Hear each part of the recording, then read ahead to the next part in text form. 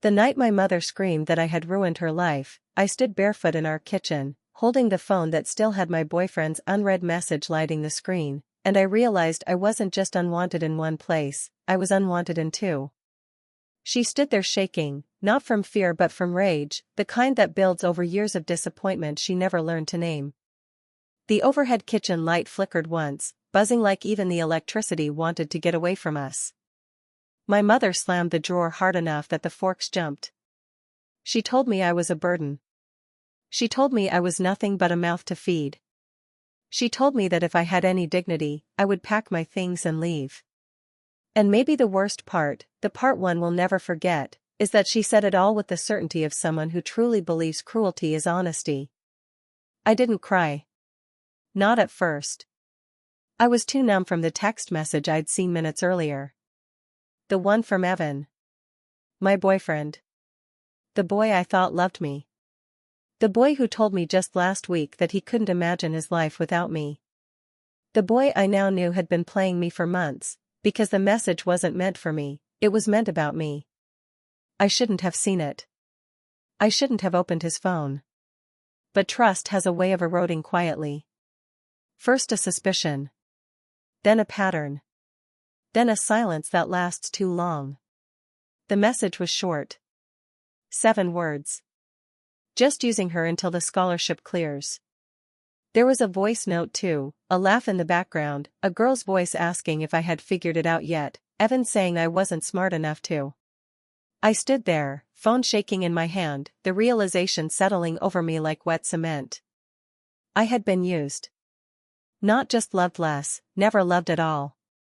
And before I could even process that heartbreak, my mother exploded behind me, accusing me of making her life harder, shouting about bills and respect and how I wasn't grateful for everything she sacrificed.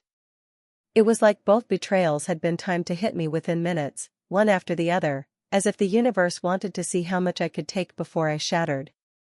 But here is the strange thing. I didn't shatter. I straightened. This is the part where most people expect the girl to collapse. To sob. To scream. To plead. But I didn't do any of that. Instead, I felt something colder. Quieter. A clarity. Like someone had opened a window in my mind and finally let the air in. My mother kept yelling. She said I had nothing in this world. She said without her roof I was done for. She said I would come crawling back. She didn't know the truth, not yet. She didn't know that I had already applied for a program she didn't even believe I was smart enough to get into. She didn't know that the results were coming this week. She didn't know that if I got accepted, I would get a stipend big enough to live on my own. She didn't know that I had a version of myself she had never met. And she had no idea that her screaming wasn't breaking me. It was setting me free. I took a slow breath. My hand stopped trembling. And for the first time in my life, I looked her in the eyes without fear. I told her I would leave. She froze. She didn't expect that answer. Not from me. Not from the daughter who swallowed every insult, who apologized just for existing, who spent years trying not to disappoint. She expected resistance. She expected tears. She expected a daughter who needed her. Instead, she got someone she didn't recognize. She told me not to be dramatic, that she didn't mean it literally, that I always took things too personally. I turned and walked to my room. She shouted after me. I didn't turn back. Inside my room, I packed quietly. Clothes first. Documents. My laptop. A few books. One photograph, me and my grandmother, the only person who ever loved me the way a child deserves. I left everything else behind. When I walked out with the suitcase, my mother stood in the hallway, arms crossed, face stiff with fear she would never admit was fear. She said if I walked out that door, I was no longer her daughter. I said okay. Her mouth opened, then closed. I stepped outside. The night air hit me like a wave, cold, sharp, cleansing. Somewhere down the street, Evan's car was parked. He had been planning to pick me up for dinner. I knew he'd be sitting inside right now, rehearsing the lies he thought he could sell me. I didn't text him. I didn't confront him. I didn't need to. He was part of the world I was shedding. I walked past his car without looking inside. I heard his door open. I heard him call my name. I kept walking. I didn't owe him a single glance. I walked toward the bus stop, suitcase wheels bumping on the pavement, heart pounding hard enough to blur the sound of traffic. And that's when something happened. Something I couldn't explain yet. Across the street, an older woman stepped out of a black car. She looked directly at me, her expression unreadable, like she knew something I didn't. Then she said my name. Not loudly. Not kindly. With recognition. Like she had been looking for me. I froze. I had never seen her before in my life. She crossed the street toward me. The car she came from remained running, windows tinted. She stopped an arm's length away. Her eyes were sharp, intelligent, unsettlingly calm. She told me she had been waiting for the moment I would leave that house. She told me she had been tracking my progress for months. She told me that now that I had cut ties, everything could finally begin. I stared at her. My voice barely worked when I asked who she was. She smiled. A slow, knowing smile. She said, "Your father sent me." My heart slammed into my ribs. My father? The man who had disappeared when I was 6. The man my mother refused to talk about? The man she insisted was dead? I told the woman my father didn't exist. She said that was exactly what he needed everyone to believe. Then she handed me an envelope. Thick. Heavy. Sealed in black wax. She said the truth was inside. She said my life was about to change. And then she said something that would haunt me long after that night. You aren't who you think you are, Ava. And they aren't who you think they are either. She stepped back. Got into the car. And disappeared. Leaving me alone on the sidewalk, suitcase in hand, my entire life behind me, and an envelope that felt like destiny in my fingers. I didn't open it right away. I sat at the bus stop, shaking, heart pounding so loudly I thought the world could hear it. My phone buzzed. A new email. From the program I applied to. The subject line glowed. Acceptance decision, open now. I opened the envelope in my lap first. What I found inside. That's where everything truly begins. The envelope felt heavier than it should have. Like it carried something more than paper, like it carried the version of me I'd never been allowed to meet. The wax seal cracked under my thumb with a quiet snap. Inside, folded with surgical precision, were 2 things. A letter. And a metal card. Black. Matte. Unmarked except for a symbol etched cleanly into the center. A symbol I had never seen in my life. And somehow recognized. A spiraled crest. 3 rings tightening inward like a target. A shiver crawled up my spine. The letter was handwritten in a steady, almost military script. My breath snagged as I read my name at the top. Ava. If you're reading this, then your mother finally pushed you far enough. I am sorry it had to be this way. But you were never meant to grow up in that house, under those rules, under her fear. I know you have questions. I know you feel abandoned. I need you to believe one thing, I left to protect you. And the people who have been watching you all these years are not your enemies. They are mine. Go to the address below. Show them the card. They will explain the rest. Do not go back home. Do not contact Evan. Do not trust anyone from that place. Your life is about to shift faster than you can imagine. You are not alone. R. No warm closing. No fatherly tenderness. Just truth, sharp as a blade. I stared at the signature. R. Not dad. Not father. Not even a full name. Just an initial. The initial of a man who had vanished 20 years ago. People talk about shock like it hits all at once.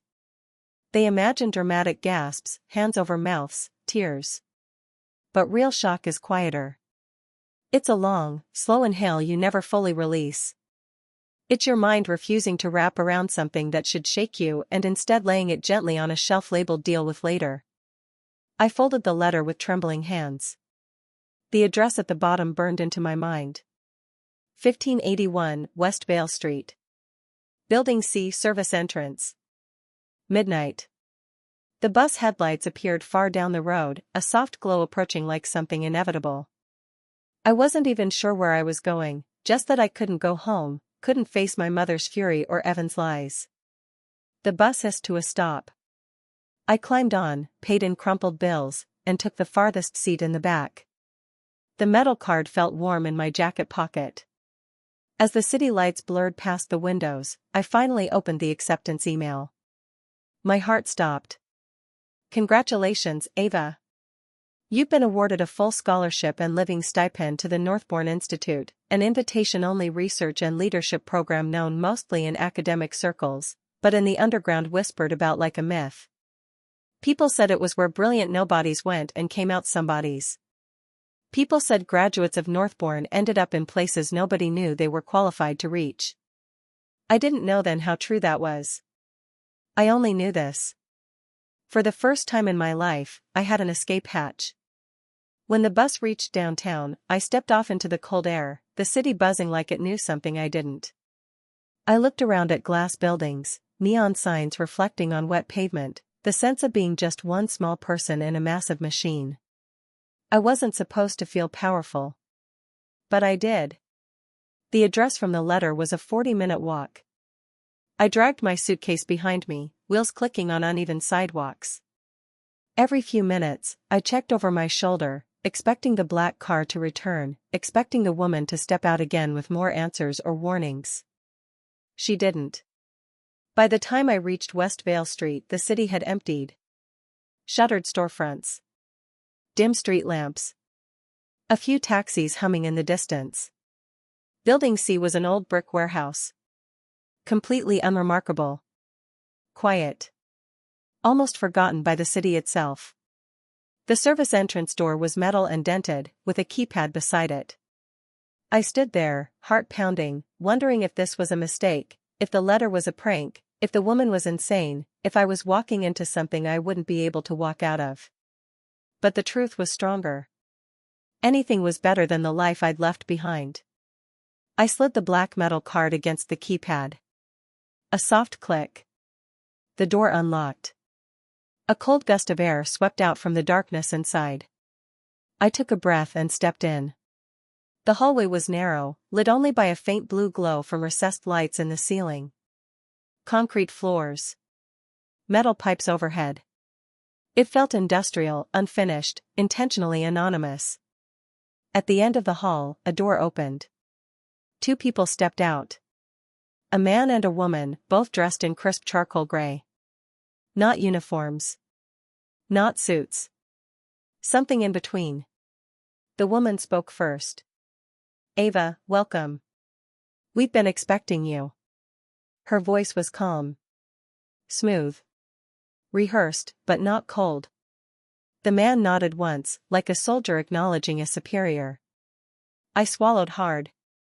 I asked who they were. They exchanged a glance. The kind of glance people share when they're deciding how much truth someone is ready for. Then the woman gestured for me to follow. We entered a long room lined with screens, maps, files. A space that looked like a hybrid between a command center and a research lab. She motioned for me to sit at a metal table in the center. I did. The man slid a tablet toward me. On the screen, a photo of my father. Younger than in my memories. Sharper jawline. Same dark eyes. Standing in front of a large emblem. The same spiraled symbol as on the black card.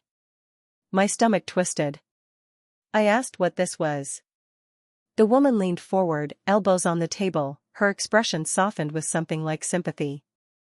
She said my father belonged to an organization that operated outside the public eye. The kind dedicated to stopping global crises before they reached the headlines. A group so selective that most governments didn't even know its membership. She said he had been one of their best assets, until he went dark 20 years ago. I felt my pulse in my ears. I asked why he left. The man spoke this time. He said my father didn't leave. He disappeared. And when the organization traced his disappearance, they found us. Me. My mother. A life that should never have existed. I blinked. Should never have existed? The woman reached into a folder and pulled out a document. Birth records. Hospital logs. Hidden correspondence. And one line circled in red. Unauthorized offspring detected. I stared. Unauthorized offspring? I felt the room tilt. The woman said my father had gone AWOL to protect me because people inside the organization would have wanted one of two things. To recruit me. Or erase me. Neither option was acceptable to him. He hid us. He built a life with my mother under strict anonymity. But something had gone wrong. Something had forced him to erase himself completely. I pushed back from the table. My voice cracked when I asked the question that was choking me. Why me? The woman gave the answer I didn't expect. Because you're the only offspring the organization ever recorded who tested above the threshold. I blinked. Threshold? For what? She tapped the metal card in my pocket. That card is not a key, she said. It's a classification. I whispered, classification for what? The man replied. For exceptional cognitive pattern detection and predictive reasoning. The exact rare genetic profile your father carried. My breath caught. I wasn't ordinary. I wasn't even average. I wasn't unwanted. I was a variable. A rare one. The woman leaned back. She said the organization had been tracking my progress from a distance. Top marks in school. Uncanny instinct for systems. Unusual emotional resilience. Rapid processing under pressure. She said they never intervened because my father's disappearance made my status classified. But the moment I left my mother's house. The moment I severed ties. Their protocol allowed them to make contact. Because I was no longer under civilian protection. I was eligible. Eligible, for what? She folded her hands. The Northbourne Institute, she said softly. Is not what you think it is. My pulse spiked. She explained that Northbourne is not just a school. It's a front. A recruitment pipeline. A training ground for people like my father. People with rare minds. People who can shift the balance of global events before anyone else knows they're happening. And I had just been accepted. Not by accident. Not by merit alone. By bloodline. By capability. By destiny. I sat there in stunned silence. My whole life. Every struggle, every instinct, every moment I felt different. Suddenly rearranged into a pattern I had never seen but had been living inside. I wasn't unwanted. I was hidden. I wasn't abandoned. I was protected. I wasn't nothing. I was rare. The woman reached across the table and placed a small silver pin in front of me. The spiraled emblem. My father's emblem. She said I had a choice. Take the card, accept the scholarship, enter the institute. And begin the path I was born for. Or walk away and return to the life I came from. Her voice softened. But if you walk away, Ava, you walk away forever. I thought of my mother screaming at me. I thought of Evan laughing in that voice note. I thought of years of swallowing insults, shrinking, bending, apologizing for breathing. Then I thought of my father walking away from everything to keep me safe. I closed my hand around the pin. The metal was cold. Certain. Mine. I told them I was going. Both of them nodded once. As if this was the only answer that ever made sense. The woman stood. Then you leave tonight, she said. My chest tightened. Tonight? She told me the car would take me to a secure location. Training began in 48 hours. The scholarship would cover housing, food, travel, everything. I would be given a new identity, a new home, a new life. My past wouldn't matter. My pain wouldn't matter. Only my potential. I stood on unsteady legs. The man handed me a folder. Inside. A plane ticket. A schedule. A pass. A contract. Before I could speak, the woman held up a hand. One more thing, she said. She reached into another file and pulled out a photo. My heart stopped. Evan. Standing with the same girl from the voice note. But not just standing. Shaking hands with another man. A man in a suit. A man I recognized. My mother's new boyfriend. The woman said quietly. They were never using you for a scholarship. She slid a second photo. Evan. My mother. Together in a restaurant 6 months ago. Laughing. Talking. Negotiating. I felt sick. The woman's voice hardened. They were using you for access to your father's file, Ava. Your mother knew he wasn't dead. She just didn't know where he was. My blood ran cold. But someone else did. She tapped the photo. Her voice was a blade. Evan's family belongs to a rival group. They wanted you. For your mind. For your bloodline. And your mother let them in. My knees almost buckled. Everything inside me cracked open. This wasn't just betrayal. It was orchestration. Manipulation. War.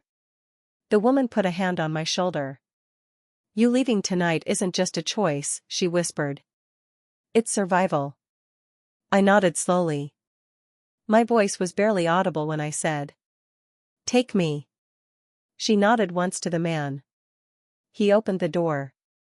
Cold air swept in. Outside, the same black car waited.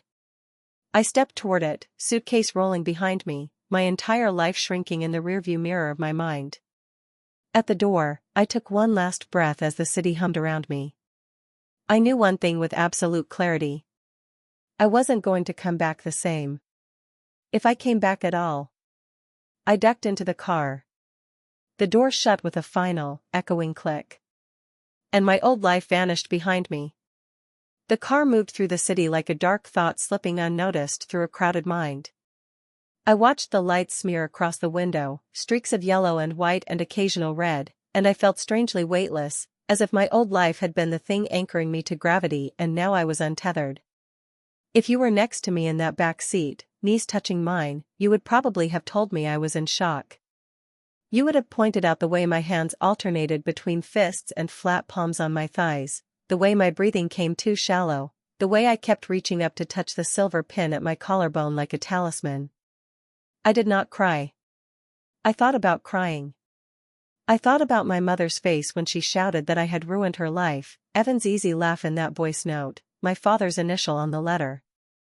The feelings were there, crowding behind my ribs, but something else sat in front of them. Purpose. I did not know the details yet. I did not know what being exceptional meant in the context of an organization that had stayed invisible and powerful for decades. I did not know what Northbourne really was. I did not know if my father was dead, or alive, or something worse. I only knew that for the first time in my life, people were not trying to push me out of their story. They were trying to pull me into one. The car left the city. Streetlights thinned, then vanished. The road narrowed into dark stretches broken only by occasional signs. We drove for hours. The GPS display on the front console glowed with nameless roads and numbers that meant nothing to me. At some point I fell asleep. When I woke, the car was slowing. Dawn had just begun to bleed into the sky, a thin gray rim on the horizon. We rolled up to a set of iron gates that stood alone in a wall of trees. A crest was carved into the stone pillars on either side. the spiral. The same emblem on my card, on my pin, on my father's photo. The gates opened without a sound. Past them, a long driveway wound up toward a cluster of buildings that did not advertise what they were. No sign. No name. No banners. Just clean, modern lines of glass and stone, low and horizontal, planted in the landscape like they grew there. Northbourne. It did not look like a university. It looked like the home of a secret. The car stopped in front of the largest building. The driver stepped out, opened my door, and told me to go inside. His tone was neutral, but I could tell he had done this many times. He was used to watching lives begin and end in this driveway. Inside, everything smelled faintly of coffee and paper and something metallic. A woman at a reception desk took my name and pressed her palm to a scanner. A screen lit up with my information before I even gave it. They already knew everything. They gave me a keycard, a schedule, a room assignment. Someone escorted me through corridors that all looked slightly the same, as if designed to disorient you unless you were paying very close attention. That might be the first test, I thought. To see who just follows, and who starts mapping. My room was small but immaculate. A bed, a desk, a wardrobe. One large window looking out over trees. No decorations. No personal touch. A blank slate. There was a packet on the desk. Welcome, Ava. Orientation at 0900. Dress code, neutral. Expectation, everything. I showered. I dressed in the simplest clothes I had, black jeans, gray sweater, hair pulled back. I pinned the silver emblem to my chest, right over my heart. It felt heavy, out of proportion to its size. I looked at myself in the mirror and saw someone in between. Not the exhausted girl from my mother's kitchen. Not yet the woman I sensed I would become. A liminal creature. Half ghost, half possibility. Orientation took place in an amphitheater buried inside the main building. Maybe 50 of us sat scattered among the seats, all wearing the same silver pin. We looked nothing alike. Different ages, different backgrounds, different postures. Some were sitting perfectly still. Some bounced a knee. Some took notes before anyone even spoke. A man stepped onto the low stage. He introduced himself as the director of the institute. His name barely registered. Titles mattered more here. His eyes swept the room and lingered on each of us just long enough to make us feel singled out, assessed, known. He explained Northbourne in the kind of careful language that said there was a deeper truth beneath every sentence. Officially, we were part of an advanced interdisciplinary program combining data analysis, predictive modeling, behavioral science, and strategic decision-making. Unofficially, we were training to intervene in situations before governments, corporations, or bad actors could destroy entire systems. He said we had been selected not just for intelligence, but for pattern recognition, moral flexibility inside strict ethical boundaries, and an unusual capacity to hold complexity without collapsing. He said the next year would break us open.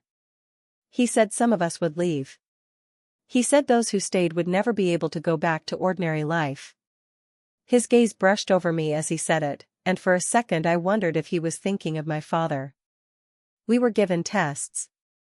Not the kind I had aced in school. No multiple choice, no essays. Simulations. Scenarios. Ethical puzzles with no clean answers. A train is heading toward 5 workers on a track. The only way to divert it is to throw a switch that will send it onto a side track, where 1 worker stands. Do you pull the switch, knowing you actively cause 1 death to save 5, or do you let it proceed and witness passive tragedy? Variations of that problem had been on philosophy exams for decades. Here, they gave it to us with live data. Faces. Names. Consequences that unfolded over weeks of simulated news feeds. There was no right answer. There were only costs. They watched how we moved through those costs. We learned to see patterns where others saw noise.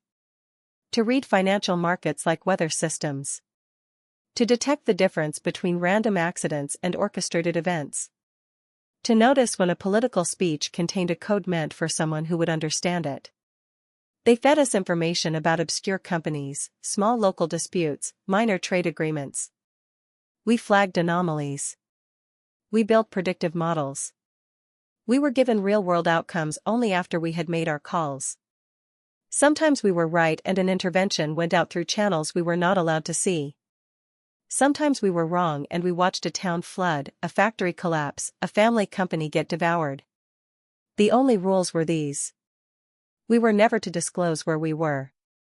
We were never to contact people from our old lives without clearance. We were never to use what we learned for personal revenge. That last one lodged in my throat. Because as the months went on, and my skills sharpened, so did my knowledge. On one of the rare free evenings, I sat in the common room, staring at the encrypted terminal, fighting with myself. I knew that somewhere inside the organization's database, there were files on the rival group that had tried to recruit me through Evan. There were files on the man my mother now lived with. There were probably files on her. You would have told me not to look. You would have reminded me about the rules. I looked anyway. It was not easy. The system was designed to keep even us from wandering freely. But pattern recognition and loopholes were, after all, what they had recruited me for. I did not hack in. That implies speed and flourishes. I threaded my way in. Slowly. Patiently. Using small authorized queries that built into a shape nobody had anticipated. I found my father's file first. Operative designation. Missions completed. A note, compromise risk flagged. Then a final entry. Status, missing, presumed dead. No location. No body. No closure. There was a separate folder. Unauthorized dependent. Me. Under that, restricted notes. Monitoring logs. Academic reports. A line that chilled me. Mother refused protection. It turned out they had given my mother a choice when I was a child. Protection under strict guidelines, or complete disconnection. She had chosen disconnection. She had chosen to raise me alone, badly, rather than live under rules she did not control. I should have felt gratitude. I felt rage. Then I found the rival group's files. They were not just a criminal outfit. They were the shadow version of the organization I now belonged to, less principled, more opportunistic, willing to sell their services to whoever paid, regardless of cost. My mother's boyfriend was on their payroll. So was Evan's father. I scrolled through pages of operations, cross-referenced with news stories, watched invisible hands become visible. They had tried to get to me because I was the daughter of a valuable asset and a potential asset myself. All the love, all the attention, all the careful listening Evan had pretended to give me had been strategy. I sat there, hands cold, staring at the screen. I knew what I wanted to do. Expose them. Ruin them. Make them feel as helpless as I had. But the rule glowed in my mind. We do not use what we know to settle personal scores. If we did, the entire structure would rot from the inside. So I closed the files. Or tried to. The thing about knowledge is that once it slides into your mind, it doesn't politely leave because you decide not to act on it. A few weeks later, the director called me into his office. He did not bother with small talk. He told me straight that he knew I had looked. He told me they had seen the pattern of my queries. He told me they were not surprised. He asked if I understood how dangerous it was to blur lines between personal and systemic threats. I wanted to say yes and impress him with my awareness. Instead, I told him the truth. I said I understood it in theory. Not yet in practice. He studied me for a long moment. Then he made a choice that would change everything. He told me they were assigning me to a guided field operation. Not as a full operative. As an analyst embedded in a team. He said if I wanted to know where the line was, seeing it up close was the only way. The assignment file slid across his desk. I picked it up. My stomach dropped as I scanned the summary. A small logistics company. Family-owned. On the verge of being acquired by a foreign investor with hidden ties to organized crime. Legal disputes underway. Employees at risk. The investor group? A shell corporation linked to the rival outfit my mother's boyfriend worked for. The territory? My hometown. They were sending me back. Not as a daughter. Not as a girlfriend. As a weapon. You are probably thinking that this was fate, that they chose this assignment because of my ties to it, that someone up top had decided it was time for my big cinematic confrontation. The less glamorous truth is that the world is small and connections are everywhere. This assignment fit my skill set. They would have sent someone regardless. My story was just a messy thread that happened to be woven through this particular knot. I flew in under an alias. At the airport, I met the others. A tactical lead posing as a consultant. A financial specialist pretending to be a banker. Me, the quiet analyst supposedly there to evaluate operational efficiency. Our job was simple in writing and impossible in reality. Gather enough leverage to stop the acquisition without exposing who we were. Destroy their deal. Without leaving footprints. The company we were inserted into was run by a tired man in his 50s named Henry, who reminded me of my old boss at the warehouse before it got swallowed. Proud of his people. Distrustful of outsiders. Desperate enough to sit through any number of presentations if he thought it might save his workers. He introduced me to the staff as Ava Price. New consultant. Temporary. Here to help. I kept my hair different. My clothes different. My posture looser. I made myself a shade. Even so, I worried someone would recognize me. On the second day, they did. Not from my face. From my voice. I was in a side office going over shipping manifests when I heard it. My name. My real one. The syllables hit the air like a stone. I turned. Jamie stood in the doorway. My little brother. He was taller. Broader. His hair longer. But his eyes were exactly the same as when he used to follow me around the house, asking me to explain his homework. He stared at me like he had seen a ghost. I had not even thought about him when I left. That was one of the 1,000 guilts I carried. He said my name again, smaller that time. I closed the door. I told him I was not supposed to be here. I told him he could not say anything. He laughed under his breath, the sound full of too many adult things. He told me nobody listened to him at home anyway. He told me he had seen me on a screen. That confused me. He pulled out his phone. Opened a saved video. It was a blurry clip from some campus event at Northbourne. Someone had posted a snippet online, bragging about having a friend at the institute. In the background, I walked across the stage, accepting a certificate. His voice cracked as he said he had watched it on repeat for months. He thought he was losing his mind. He asked if I had left because of him. I told him I had left because of me. He nodded like he understood more than I wanted him to. Then he told me something I had suspected but not confirmed. Our mother was in deep. Not just emotionally. Financially. Legally. Her boyfriend had gotten her to sign documents she barely read. She thought they were routine. In reality, she was now on paper as a minor investor in the shell companies tied to this acquisition. If it went down, if the investigation we were quietly building turned public, she would not just be hurt. She would be implicated. He asked me if I could help her. I had sworn not to. Not for personal reasons. But this was not just personal anymore. This adoption of her identity by men who would happily let her take the fall was systemic. She was being used. Like I had been. Like the small company we were trying to save. I told him I could not promise anything. He said that was more honesty than anyone had given him in years. Over the next week, I lived 2 lives. By day, I sat in conference rooms, ran numbers, traced shipping routes, quietly inserting red flags in the right places. I gathered evidence of fraud, of dirty money laundering through legitimate contracts, of false valuations.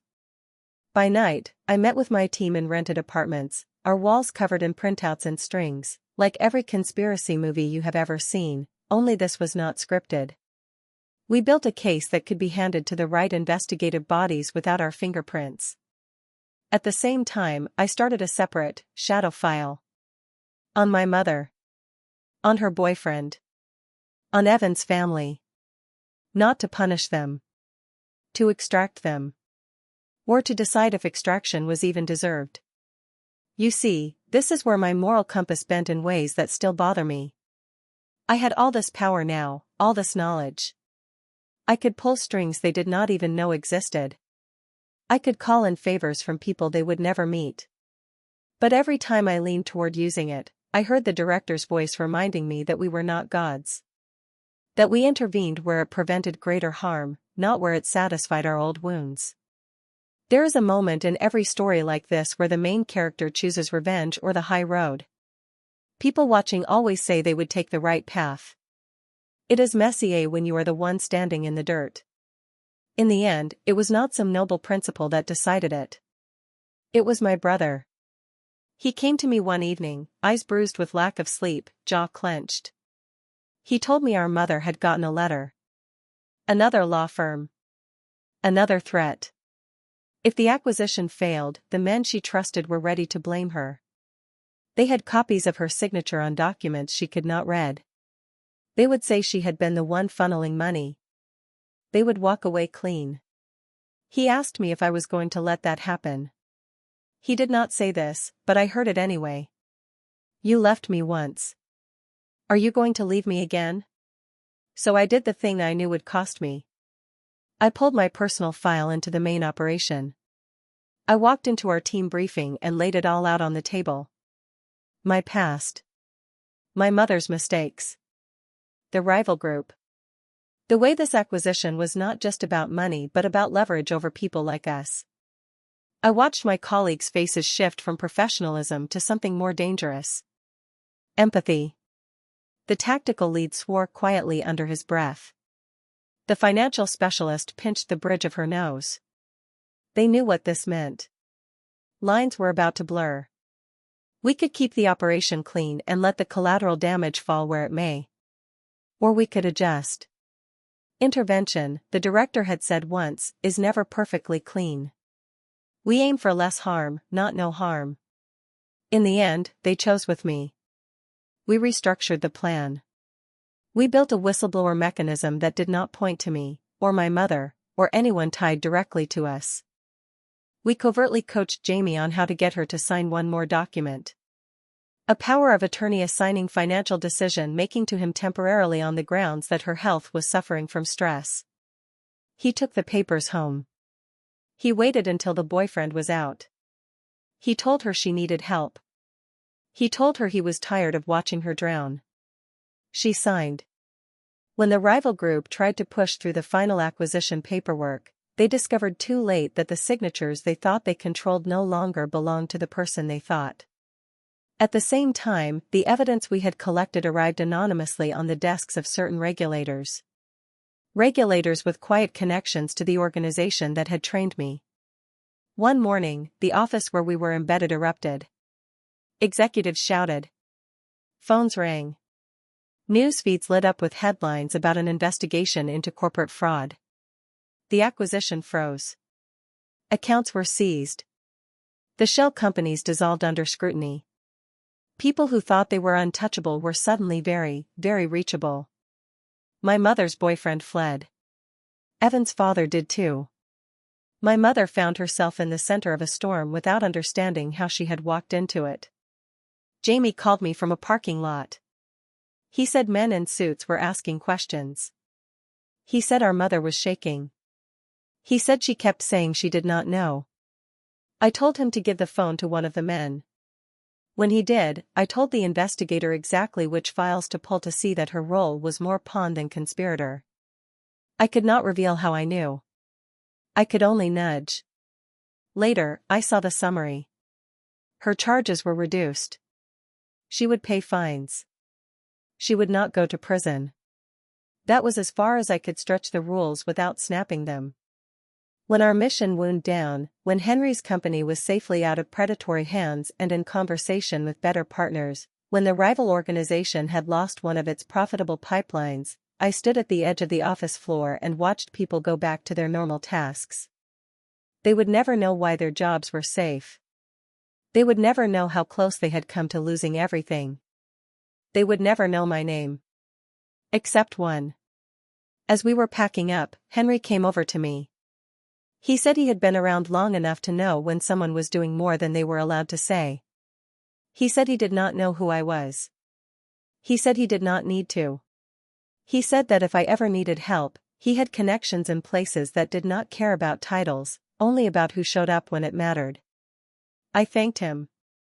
We left that town the way we had entered it. Quietly. On the day we flew out, I went back to my old street. Not to the house. To the sidewalk where I had stood with my suitcase and that letter. It felt smaller. I felt bigger. My phone buzzed. A message from an unknown number. The text said that someone was waiting by the oak tree at the end of the block. My body moved before my brain could catch up. I walked. He was there. Older. Thinner. Hair more gray than dark. But his posture was the same. Straight. Watchful. Ready to run or stay, depending on what the moment needed. My father. He did not hug me. I did not collapse into his arms. We stood a few feet apart, two people who shared blood and history and almost nothing else. He told me he had been following my progress. He told me he had fought against them contacting me for years. He told me that when I walked out of my mother's house, he knew he had lost that fight and won a different one. I asked him why he left. He told me he had been given a choice. Stay in the field and put his family under permanent observation, or disappear and let us live a small, ordinary life. He had chosen wrong, he said. Not because he regretted keeping us safe. Because he regretted leaving me alone with a woman whose pain turned inward until it cut whoever was closest. He said he never guessed she would bring wolves to the door anyway. I did not forgive him. Not completely. But I understood him. There is a difference. He asked if I was angry. I said yes. He nodded. He asked if I would let that anger decide my life. I said no. He smiled then, a small, tired thing. He told me that made me better than both of them. My mother and him. He said he could not be in my life the way I probably wanted.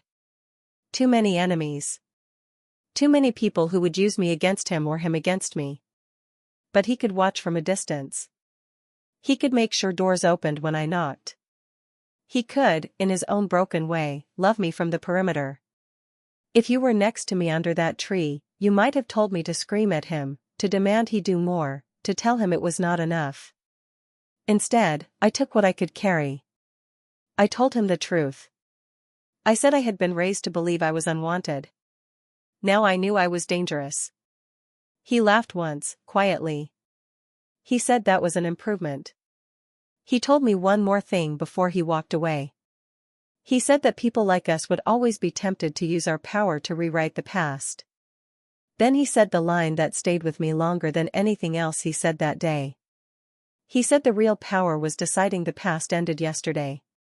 The rest of the story was mine. Then he left. No hug. No cinematic walk into the sunset. Just a man stepping off the sidewalk and disappearing into a car that merged with traffic. I flew back to Northbourne. The director read the mission reports. He knew about my deviations. He knew I had tangled the personal and the systemic. He had every right to cut me. Instead, he kept me. He said I had walked a line most people fell off on their first try. He said I had cost them some leverage over the rival organization, but gained them something more valuable. A map of how those people infiltrated the lives of assets' families. He said my punishment would not be expulsion. It would be responsibility. They put me in charge of a small unit focused only on early detection of those patterns. Online relationships. Financial offers. Convenient mentors. People like Evan, sliding into the lives of people like me. We called our unit Seed. Because that is what all of this was, in the end. Planting. Salt, or hope. A year later, I got an email from my old high school. They were hosting an alumni panel on successful careers. They wanted graduates with unconventional paths. Someone had forwarded my name from a public-facing role I took as cover, director of analytics at a mid-sized tech firm that served as one of Northbourne's benign masks. At first I ignored it. Then I remembered sitting in that gym as a teenager, watching adults talk about lives that felt like fantasy while I wondered how I would pay for lunch. I went. They did not know who I really was. They did not know that under my blazer and practiced corporate jokes, there was a woman who had helped dismantle a network that once considered her exploitable. I stood on the stage, lights hot, bleachers full. My mother sat halfway up, arms wrapped around herself, eyes hollow and proud and ruined all at once. She had come after all. Jamie sat beside her, chin high. Evan was there too, of course. Men like him rarely leave small ponds they can keep stirring. When it was my turn to speak, I did not name the organization. I did not reveal classified secrets. I told them about patterns. About learning when people are using you. About the difference between love and leverage. I told them that if someone makes their care for you conditional on how useful you are to them, that is not family. That is recruitment. I looked at my mother when I said it. I looked at Evan. Then I said the thing that made the room go very quiet. I said that the most dangerous lie I had ever been told was that I had nowhere else to go. And the most powerful decision I had ever made was to leave anyway. Afterward, students lined up to ask questions. Some about careers. Some about scholarships. One girl, eyes rimmed with the same small-town hunger I remembered, asked what to do if your own family is the one holding you back. I told her what I wish someone had told me. I told her she was not obligated to live small so other people did not feel insecure. That night, as the sun went down and the school emptied, my mother caught me at the steps. She looked older. Smaller. She whispered that she had seen my name on the program and nearly stayed home. She said she did not know how to face me. She said she was sorry. Not for the first time. This time, though, she looked directly at me. She said she had let fear turn her into someone she did not even recognize. She said she did not expect forgiveness. She just wanted me to know she had left him. The boyfriend. The pipeline. The people who saw us as access points. She said Jamie had helped her. I believed that. He always did have more courage than any of us. I told her I was glad. I did not give her more than that. Forgiveness is not a switch. It is a series of small choices. She asked if I was happy. I told her I was becoming. She nodded. She said that sounded like something my father would say. Then she asked the question I knew she had been carrying like a stone. She asked if the things he had said about leaving to protect us were true. I told her yes. I did not add my opinion of her choices to that truth. She looked away, jaw tight. I realized then that her shame was her punishment, and that I did not need to add to it. We parted with an awkward half-embrace, two women connected by blood and mistakes and love that had been poisoned and was now, maybe, slowly clearing. I walked to the parking lot. Evan leaned against a car, watching me. He tried to make a joke. He tried to ask how I had been. He tried to charm his way back into some small space in my mind. I looked at him the way the Institute had taught me to look at systems. As a pattern. Not as a mystery. He asked if we could talk. I told him no. He said I was cold. I told him I was done being harvested. He did not understand what that meant. He did not need to. I got into my car and drove away.